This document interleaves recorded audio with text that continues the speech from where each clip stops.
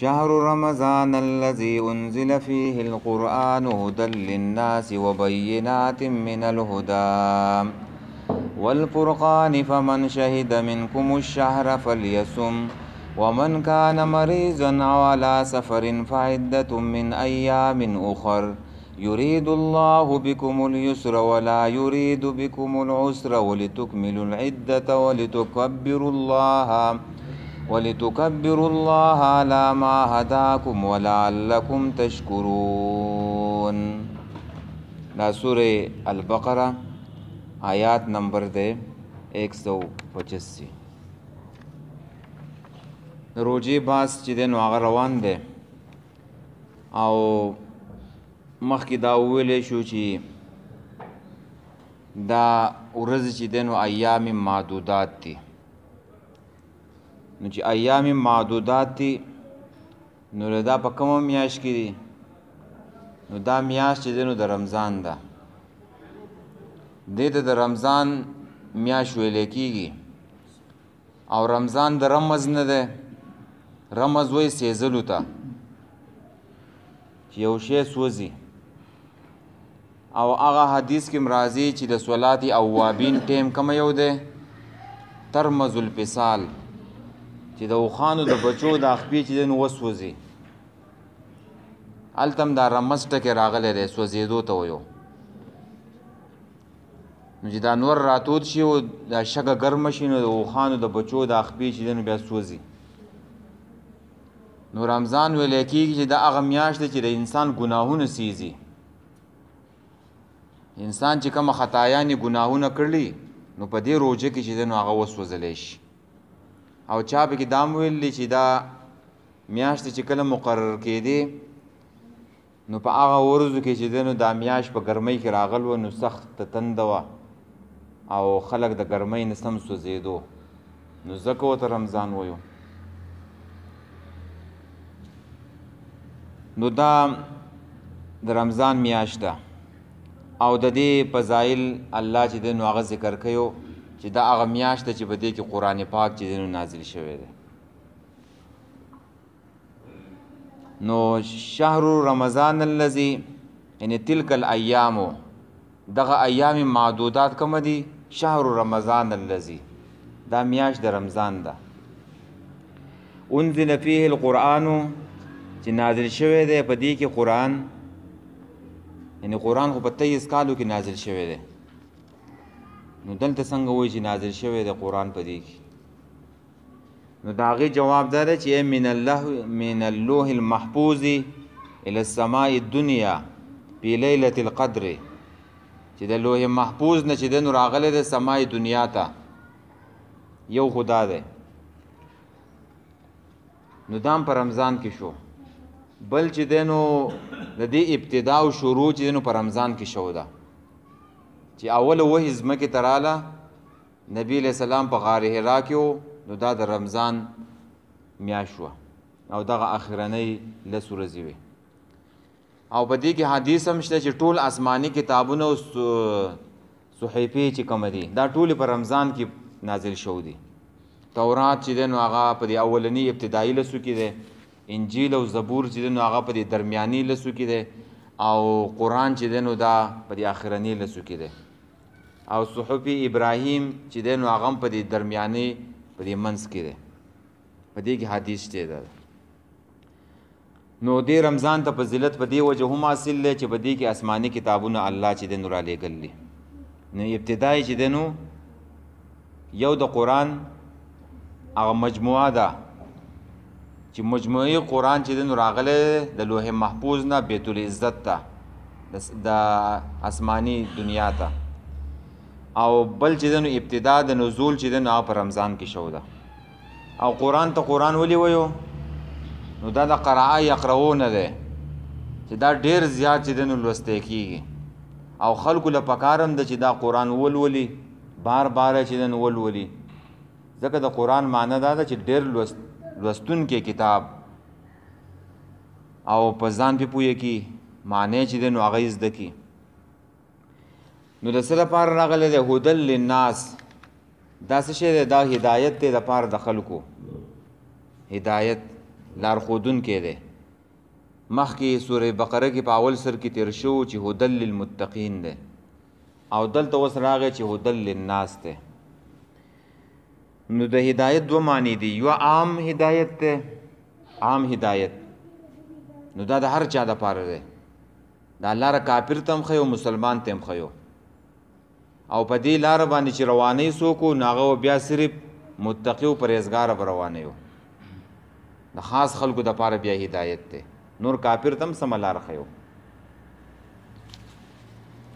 او نبی علیہ السلام په دې کې څه فرق نه دی کړی چې ابو بکر رضی الله تعالی عنہ ته قرآن بیانو، ابو جهل ته نه بیانو،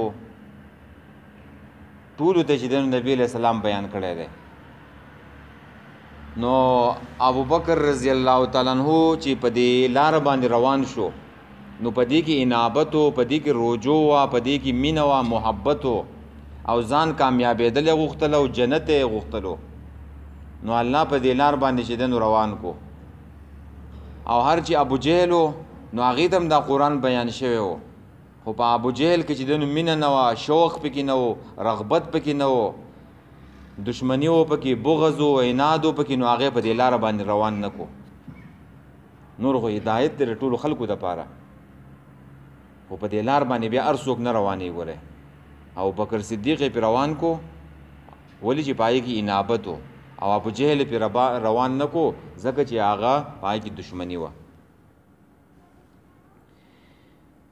نو د دې خلکو دپاره، د خلکو د ټولې دنیا دپاره چې دی نو هدایت دی، او د هدایت نه بیا پیده څوک اخلي؟ هغه سړی چې هغه متقي پرهیزګار یو. حجي وبینات او ښکاره خبرې دي من الهدا د هدایت نه، بیا یې چې دی نو دا راوړو، دا هدایت ټکی چې دی نو بیا راوړو. مخکې مو ویلی شو هدل للناس وبینات من الهدا، چې ښکاره خبرې دي، ښکاره نښې دي د هدایت نه. د دې څه مقصد شو؟ وی مخکې چې کم ذکر و نو هغه هدایت د عقیدې و، او دا وروستو چې هدایت راغی نو دا هدایت د احکامو دی. دا مخکې هدایت د څه و؟ د عقیدې و، چې کومه عقیده به خپلې، کومه نظریې به خپلې. په دنیا کې خو ډېرې نظریې دي، ډېرې عقیدې دي، نو قرآن به تا ته هدایت کوي په عقیده کې. او دویم هدایت چې راغی نو دا د احکامو دپاره دی، چې احکام به راته هم ښایي، کم احکام به چې دی نو خپلې او کم به چې دی نو نه خپلې، کم به کې او د کم نه به چې دی نو ځان ساتې. دا به راته چې دی نو هم قرآن چې دی نو ښیو. او والفرقان، دا فرقان دی، دا قرآن، دا الله تعالی د خپل کتاب صفت کوي چې هدایت هم دی د عقیدې، او هدایت هم دی د احکامو، چې احکام به راته هم ښیو. او بل دریم دا چې فرقان دی، فرق راوستونکی دی په منځ د حق او د باطل کې، یعنی باطل هم درته ښیو او حق درته هم ښیو، خم درته ښیو او بد درته چې دی نو هم ښیو. کله ناکله سړی بیان وکړي په منبر باندې، یو حق مسله و بیان کی، خو هغه باطل چې دی نو هغه به کې بیان نه کي. نو حق بیان دا دی چې سړی بیان وکړي، یو مسله بیان کړي، حق بیان کړي، خو دا باطل هم تا ته وښیو. لکه مسله د توحید څوک بیان کړي نو بیا یې تا ته هغه باطل چې دی نو هم وښیو. نو دا دغه شان قرآن دی چې تا ته دا هر څه ښیي. فمن شهد منکم الشهر، نو څوک چې حاضر شو ستاسو نه دې میاشتې ته. حاضر څه ته وایي؟ حاضره، حاضر شو. شهیده په معنا د حاضره، چې حاضر شو، یعنی چې په کور کې و او یا ورته خبر راغی چې هلکه میاشت ولیدی شوله. که یو سړي پکې و هم تا ته وویله چې عادل سړی و چې هلکه ما میاشت ولیدله، او تا په هغې باندې اعتماد وکړو. دا په حدیثو کې شته او تفسیر قرطبي نقل کړلی چې یو سړی عادل ویله چې میاشت ما ولیدله، بس روژه نیسه. او که تا پې اعتماد نه کوو نو کم سړی چې لیدله هغه به ځان نه ونیسي، او که ته نیسي او که ته نه نیسي. او دغه شانته کې بیا په اخترو کې چې دنه هم ویل چې په اختر کې کم از کم بیا 2 کسان پکار دي چې 2 کسان عادلان کسان وایو چې موږ میاش لیدل. نو چې څوک حاضر استاسو نه او بل مطلب دا دی چې دا میاش پیراله دا سړی عاقل دی، بالغ دی او صحیح دی، صحتمند دی او مقیم دی، په کور کې دی، مسافر نه دی او مسلمان دی. نو دا به دا روژه په دې باندې څه د فرض ده چې دې ته اوس اطلاع راغله چې میاشت ښکاره شوه، دا به اوس روژه نیسي. عاقل باندې ولې په لیوني باندې روژه نشته چې عقل یې روغي، او بل چې دی نو بالغ دی په نابالغه نشته، په ماشوم باندې روژه نشته، مقیم دی چې یو سړی په کور کې دی، مسافر نه دی. او یا که و مسافر کې خو سفر ختم کړی دی، سعودي له تللی دی او په آرام ناست دی، نو هغلته اوس اوسېږي. کم از کم د 15 ورځو نه چې دی نو کم سفر نو بیا په هغې کې سړی پرېښودی شي. د یو ځګي ته لاړې او اراده یې د 15 ورځو نه زیاته وه، نو هلته بیا مونځ هم پوره کې او روژې هم پوره نیسي. خو ته یو ځګي ته لاړې د 15 ورځو په نیت باندې، نو بیا مونځ سفرانه کو، روژې چې دی نو هغه هم بیا یې نیسه، یعنې قضا یې بیا راوړي. نو پل یصومو نو پکار ده چې روژې ونیسي. مخکې چې کومه پرونی آیات کې خبره شو وه چې هلته موږ وویل چې دغه آیات منسوخ دی او د هغې ترجمه داسې وه وعلی الذین او په هغه کسانو باندې یطیقونه چې طاقت لري د روژې د نیولو او نه نیسي، نو فدیتون طعام مسکین، فدیه دې ورکړي د یو خوراک مسکین ته. په دې کې ډېرې ترجمې شو دي، خو دا کومه ترجمه چې موږ وکړه دا د جمهور علماو ترجمه ده، دا د عبدالله ابن عباس ته. نو چې دی بله ترجمه کې او نسخه په دې کې راغله، نو داسې ترجمه به کوي چې دا نسخه پکې هم ظاهر شي، په روایاتو کې چې دی واضح شي. نورې د دې ترجمې هم شته دی او هغه غیر منسوخ معنی. بعضې علما دې ته وایي دا منسوخ نه دی، نو هغوی یې معنی داسې کوي په هغه کسانو چې طاقت د روژې لري سره د تکلیف او د مشقت نه، نو خیر دی پرېږدي دي، روژه دې ماته کړي او فدیه دې چې دی نو هغه ورکړي. دا جار الله او زمخشري کړله دا ترجمه وعلی الذین یطیقونه. بله ترجمه شیخ الاسلام ابن تیمیه او شاه ولی الله کړله چې د دې نه مراد وایي عام مسلمانان دي، وعلی الذین یطیقونه عام مسلمانان دي چې طاقت لري د روژې، نو بیا دې فدیه ورکړي، روژې دې ونیسي او د اختر په ورځ دې وایي سهار چې دی نو د مانځه نه مخکې فدیه دې ورکړي. دا ترجمه چا کړله؟ شیخ الاسلام ابن تیمیه او شاه ولی الله. بل ترجمه چې دی نو هغه شیخ عبدالقادر جیلانی کړله چې روژه دې ونیسي، طاقت لري د روژې، خو فدیه نه فدیه دې ورکړي. د فدیې نه مراد وایي روژه ماتی دی، روژه ماتی دې وایي ورکړي. نو دې ته روژه ماتی څنګه ویلی کېږي؟ دا اوس صدقه ده او فدیه ټکی راغلی دی. نو دا به ډېر شی معنی چې دی نو خلکو کړلې ښه. نو موږ هغه معنی کوو چې کومه زیاته صحیح. نو موږ ویلو چې دغه په اول کې دا اختیار وکړه ته روژه نیسې او که ته چې دی نو فدیه ورکې. نو اوس دا آیات نه دی، دا آیاتو فمن شهد منکم الشهر فلیصمه. نو په دې کې اوس هغه اختیار ختم شو. اوس چې څوک روژه د میاشت ویني نو هغه به روژه نیسي، اختیار ختم شو. او هغه بله خبره چې آیا بیمار او مسافر به هم چې دی نو نیسي، نو هغه په خپل ځای باندې بحال ده. نو ومن کان منکم او فدیه څومره ده؟ نو فدیه علما ویلي او احادیث کې راځي چې نصف ساعه دی، نصف ساعه، نیم ساعه دی چې سړی روژه ونې نیسي او فدیه ورکوي. نو دا پاوکم 2 سیره دي ښه، وړه به ورکوې پاوکم 2 سیره، یا غنم ورکه او یا چې دی نو چاول ورکه، او یا د دې نه چې کومه ریټ راوځي هغه پیسې ورکه. د پاوکم 2 سیرو د وړو به څو پیسې کېږي؟ دا بیا ځان نه معلوم کا اقومره بیا پیسې ورکا. او دا خو د غریبانانو خلکو د پاره ده، لکه اوس مستقیم سرسایه ورکوي نو پاو کم 2 سیره بچی دی نو دغه ورکوي، اوړه ورکوي که وریجې ورکوي که د هغې قیمت ورکوي. اوس پکې یو کس مالدار دی لکه شفقت الله شو نو هغه بیا دغه ورکوي کشمش او کجوري دا پوره سوه به ورکوي، نصف سوه به نه ورکوي، پوره سوه چې دی نو هغه څومره دی 3 سیره 3 کیلو او 266 ګرام دا به ورکوي. نو اوس د 3 کیلو کشمشو نه د وسکو نه 100 روپۍ جوړېږي، نو کشمش ورکوي که هغومره روپۍ ورکوي، او د 3 کیلو کجورو نه 100 روپۍ جوړېږي هغومره روپۍ به ورکوي. نو په دې کې دا لحاظ ساتل پکار دی. یو سړی غریب دی نو هغه به د خپل وس مطابق ورکوي، یو سړی مالدار دی وس یې ډیر کېږي نو هغه به د خپل وس مطابق فدیه ورکوي. خلک پکې دې ته نه ګوري خو هر سړی چې دی نو 100 روپۍ ورکوي. او دا د مسکین د ورځې خوراک دی.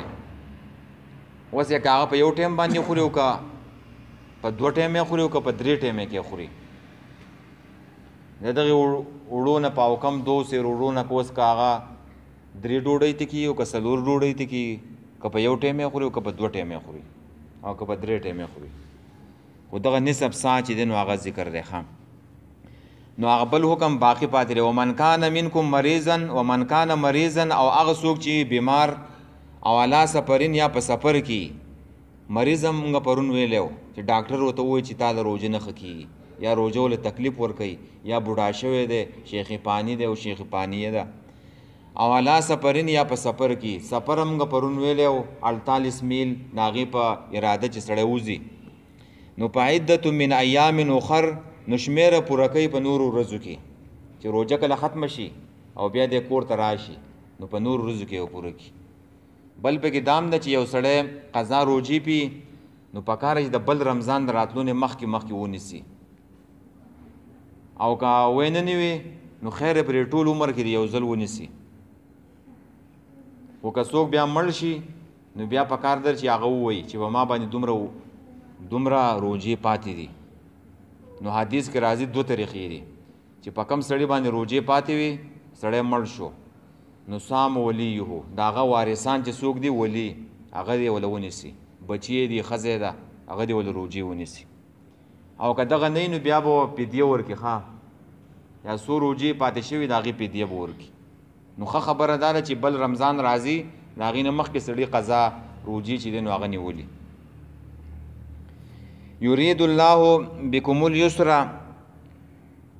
الله غواړي په تاسو باندې آسانی، ولا یرید بکم العسر او نه غواړي په تاسو باندې سختی. نو دا سوال راتلو که نه چې ولې دا الله تعالی په مونږ باندې دا روژې او دا دومره سخت احکام راوړي، ولې دا موږ له عذاب راکوي څه؟ نو د هغې جواب وشو چې الله تعالی په تاسو باندې آسانی غواړي. یا دویمه معنی دا هم کولی شي چې تاسو انسانانو ته دا راجع کا چې په ځان باندې سختي مه کوئ، چې بیمار یې او نشي نیوی نو مه نیسه، یا مسافر یې نو تکلیف درکوي جو پرېږده. او درېیمه معنی چې دی نو چا پکې دام کړله چې الله تاسو له الیسر اولنی یسر نه مراد جنت دی، تاسو له به جنت درکړي. ولا یرید بکم العسر او تاسو د جهنم نه چې دی نو وساتي. دا لرې لرې معناګانې دي بعیدې. نو صحیح معنی دا ده چې الله غواړي په تاسو باندې اسانتیا په دې احکامو سره.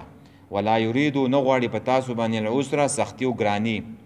ولتکملوا العدة تر دې دپاره چې تاسو پوره کوئ شمیر، ولتکبروا الله او دې دپاره چې تاسو بیان کوئ لوی بیان کوي د الله علی ما هداکم په هغه طریقه چې تاسو ته هدایت کړی دی.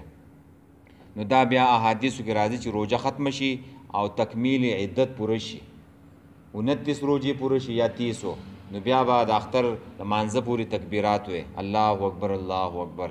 په غټ اختر کې په تیزه وي او په وړوکي اختر کې په سلو وي.